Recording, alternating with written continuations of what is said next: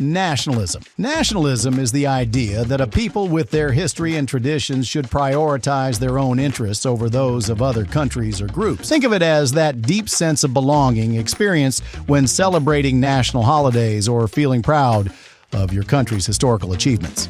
Nationalists argue that to achieve progress, each nation must protect and promote its own customs, languages, and values, thereby strengthening its sovereignty against external influences. A clear example is Donald Trump, who embodies an extreme form of nationalism under his slogan, America First. During his presidency, his 25% tariff policy aimed to prioritize domestic industry that way. However, this enthusiasm for national identity can become exclusionary or even xenophobic if taken to the extreme, leading to tensions and conflicts with other nations. What happens when national pride turns into rejection of the foreign? This rhetorical question invites reflection on the fine line between patriotism and intolerance toward immigrants. Additionally, in practice, nationalism can be politically leveraged to justify protectionist and isolationist policies that, while intended to safeguard cultural identity, may end up restricting international exchange and cooperation. Mustafa Kemal Ataturk is remembered for his transformative reforms, which instilled both pride and unity within a framework of progress and tradition. Monarchism.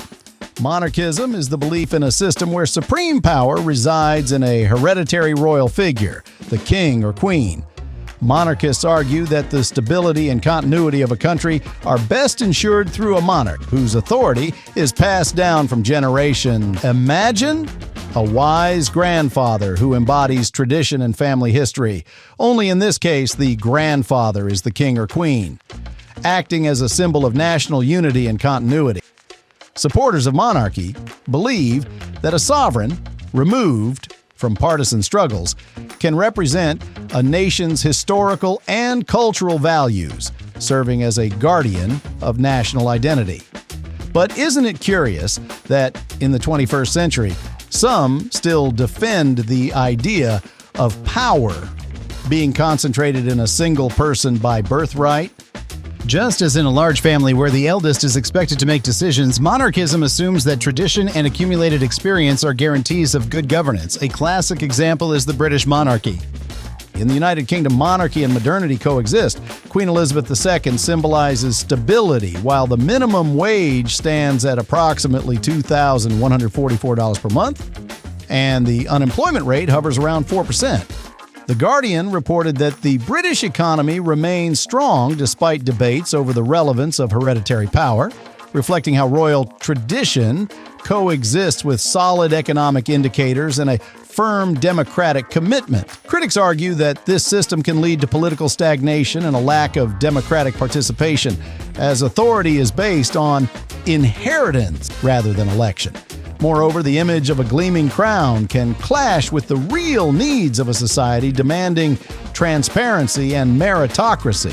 Thus, while monarchism evokes stability and tradition, it also faces the challenge of proving its relevance in an era where citizens are demanding a stronger voice. Can the monarchy remain a unifying symbol without becoming a relic of the past? Socialism. Socialism is a philosophy that envisions a world where everyone has the same opportunities and benefits, regardless of their background or social class.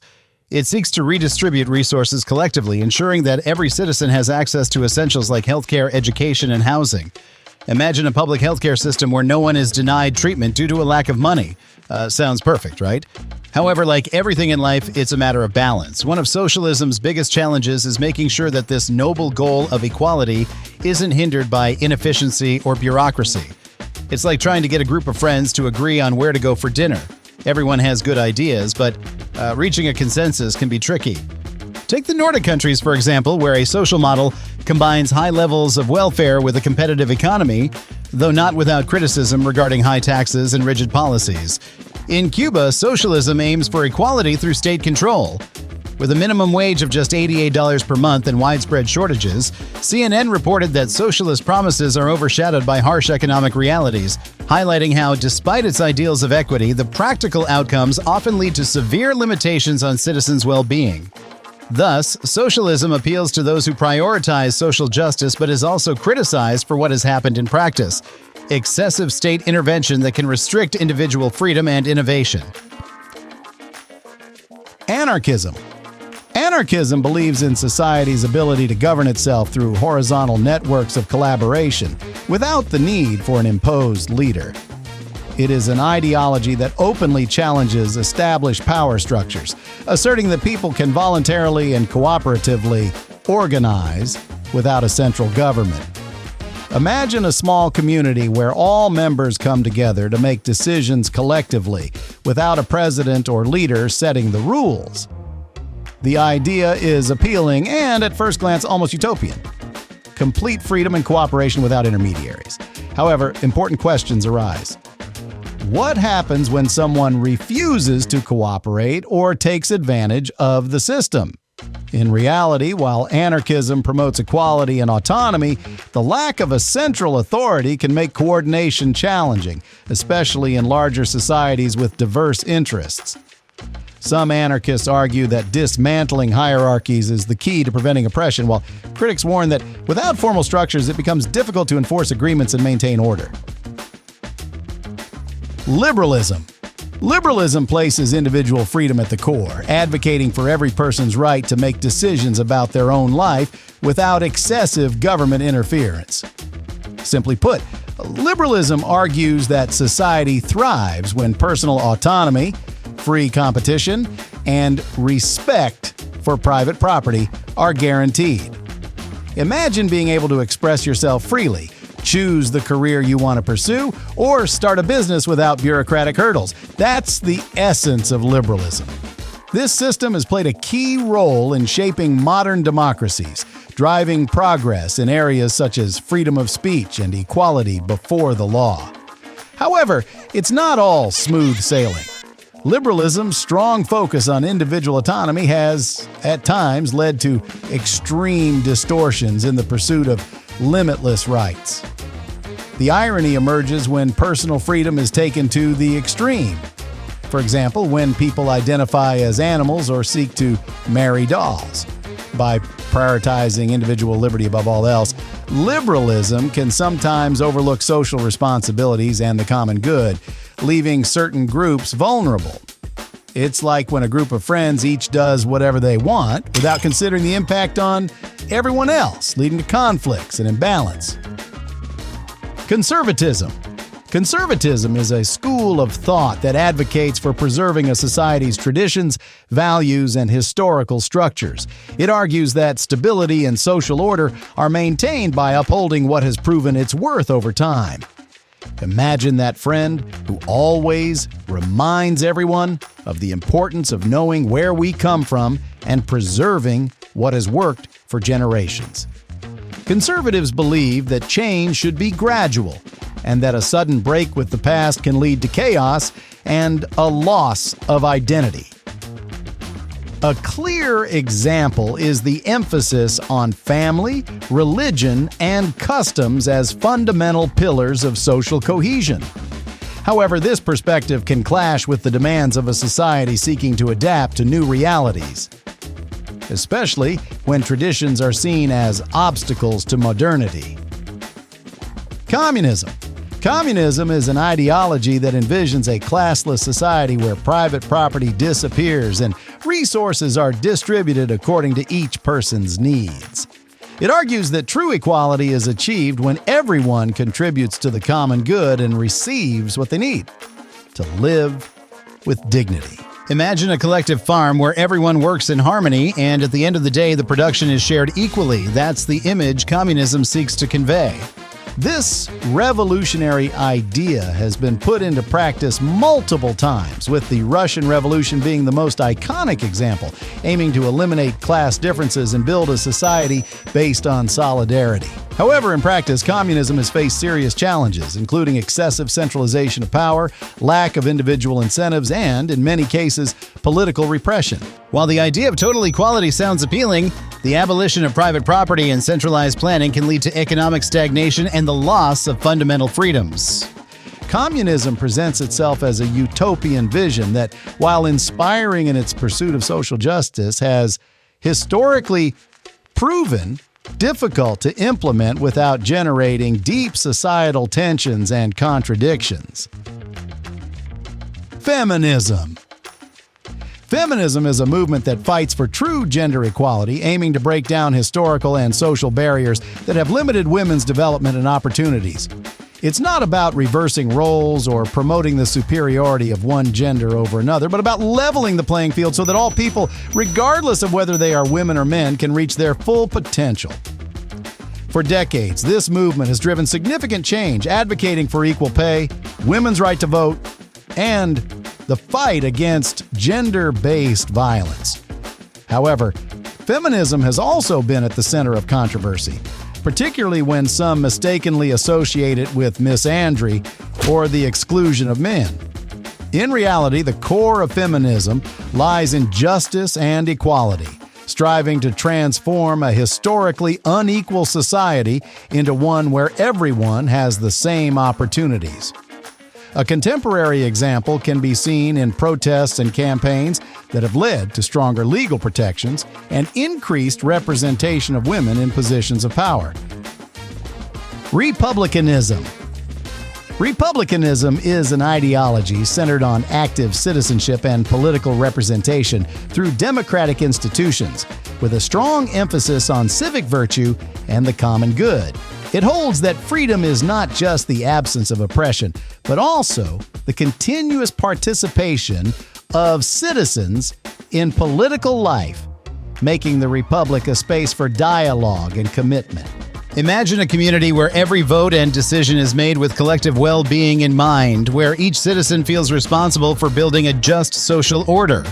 Republicans argue that a republic should be founded on values such as justice, equality, and civic ethics, ensuring that power is not concentrated in the hands of a few, but distributed so that everyone has a voice.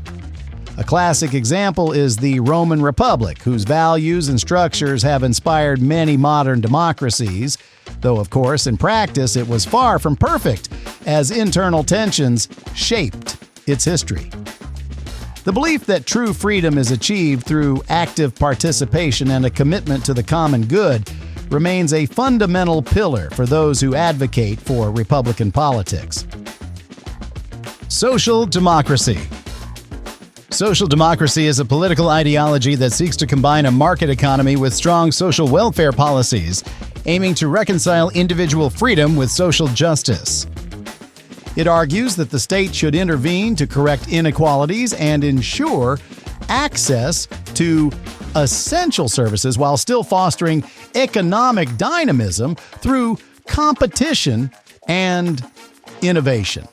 Imagine a country where you can start your own business while also relying on a social safety net to support you in difficult times. That's the promise of social democracy. This model promotes policies such as free education, public health care, and a progressive tax system that redistributes wealth fairly. Successful examples of social democracies can be found in several European countries where a balance has been struck between economic growth and social protection, though not without criticism regarding high taxation and government bureaucracy. Like any system, social democracy faces the challenge of encouraging private initiative without compromising social cohesion and solidarity. Environmentalism. Environmentalism is a school of thought that prioritizes protecting the environment and ensuring the planet's sustainability. It argues that human development must be in harmony with nature, promoting the responsible use of resources and the conservation of biodiversity. Imagine a world where every action, from recycling a bottle to implementing clean energy policies, helps preserve our shared home, Earth. This perspective has gained significant relevance in the face of challenges like climate change, pollution, and ecosystem loss, driving movements and policies aimed at transforming how we produce and consume. A clear example is the growing shift toward renewable energy and the implementation of stricter environmental regulations in many countries. However, environmentalism also faces criticism. Some argue that ecological measures can conflict with economic growth, or that at times they are used for political purposes without leading to real changes in industrial practices. The tension between development and conservation is a complex issue that demands comprehensive, collaborative solutions. reminding us that humanity's well-being is intrinsically linked to the health of our planet. Populism. Populism is a political tool based on the dichotomy between the people and the elite, presenting itself as the direct voice of ordinary citizens. It relies on simple, relatable language to emotionally connect with the masses, promising quick fixes to complex problems and channeling popular discontent. However, populism also carries risks. Social polarization, a lack of concrete proposals, and a tendency to blame the elites for all problems can lead to divisive and conflict-ridden discourse. Hugo Chavez and Nicolás Maduro embodied populism in Venezuela. Chavez, with his rallying cry, "Venezuela pa la patria," and redistributive policies, mobilized the masses but left economic imbalances in his wake. Under Maduro, the crisis has worsened dramatically. The minimum wage plummeted to around $3.61 per month, and inflation skyrocketed to over 300,000% at certain points.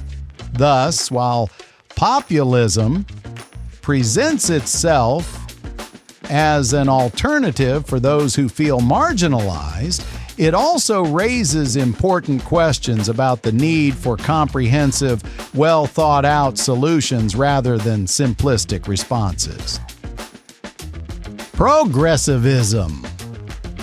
Progressivism is like that restless person always looking for ways to improve society, questioning the status quo and championing inclusion and social innovation.